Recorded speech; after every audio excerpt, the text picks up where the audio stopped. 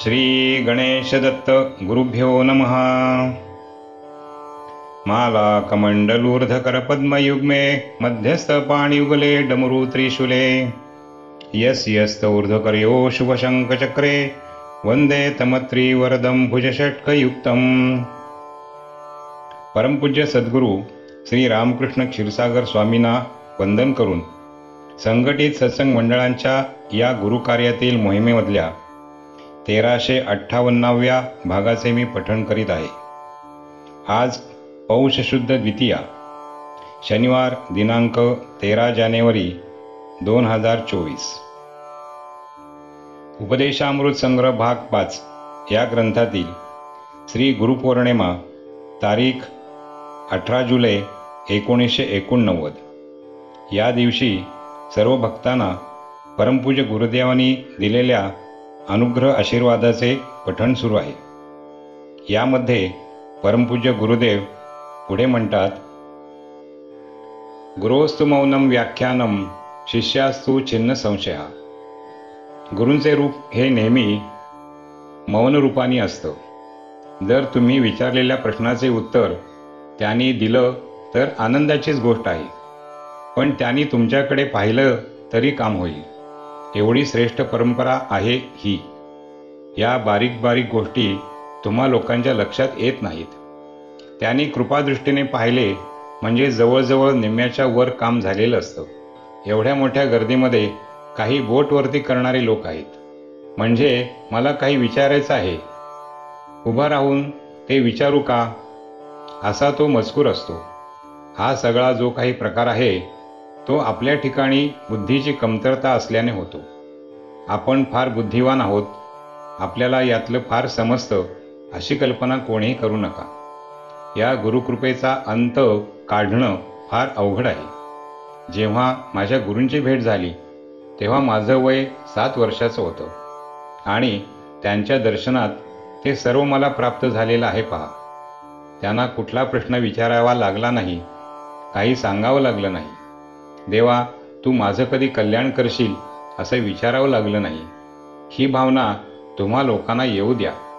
तुमचं वय आता 7 वर्षाचं नसलं आणि 70 वर्षाचं असलं तरी ऐकायला काही हरकत नाही। तर एखाद्या वेळेस तुमच्या मनात अशी शंका येईल की आमचं वय कुठे 7 वर्षाचं आहे महाराज। अशी शंका न घेता तुमच्या मनामध्ये त्या गुरूंविषयी परमेश्वराच्या रूपाचा अनुभव घ्या। ही गुरुपरंपरा, ही गुरुपौर्णिमा ही अनादिकालापासून चालत आलेली आहे। भगवान श्रीकृष्ण ज्यावेळेला गुरुपौर्णिमेची पूजा करीत होते तेव्हा सांदीपनींना त्यांनी विचारले की मी देवा तुमची पाद्यपूजा केलेली आहे, मी तुम्हाला गुरुदक्षिणा काय देऊ। गुरुंनी इतकंच सांगितलं की मला जर गुरुदक्षिणा द्यायची असेल तर माझा मुलगा समुद्राने गिळलेला आहे, तो मला आणून दे। भगवान श्रीकृष्ण समुद्रापाशी गेले, सुदर्शन चक्र त्यांनी पाण्यात फेकले आणि शंख नावाचा जो प्राणी होता तो प्राणी वर आला। त्यांनी भगवान श्रीकृष्णाला विचारलं की काय माझ्याशी काम आहे तुमचं। तेव्हा ते म्हणाले, तू सांदीपनींचा मुलगा गिळलेला आहे, तो आणून दे। काय देवाचीच आज्ञा ती। त्यांनी तो मुलगा समोर आणून उभा केला। त्यांनी तो उचलून सांदीपनींसमोर उभा केला। सांदीपनी इतके प्रसन्न झाले की काय बुवा, याला खरं गुरुदक्षिणा देणं म्हणतात। आणि प्रसन्न होऊन त्यांनी भगवंताला आशीर्वाद दिला की पुढचं कार्य करण्याची आज्ञा दिली। अशा गोष्टी या अनादिकालापासून घडलेल्या आहेत। या आत्ताच्या काळात घडण्याची शक्यता कमी। आता गुरूंचंच ब्रह्मचारी असल्याने मुलगा कोणी गिळणं ही शक्य नाही आणि मुलगा होणंही शक्य नाही। तरी पण त्या गुरूंविषयी अतिशय आदराची आणि परमेश्वर रूपाची भावना असली पाहिजे। ते जो आपल्याला उपदेश देतील तो उपदेश अनुग्रहित करण्याचा आपण प्रयत्न केला पाहिजे। जे जे त्यांनी सांगितलं असेल ते किती आपल्याला आचरता येतं। आत्तापर्यंतच्या गुरुपौर्णिमेपर्यंत माझ्या कल्पनेप्रमाणे बरंचसं काही मी सांगून ठेवलेलं आहे।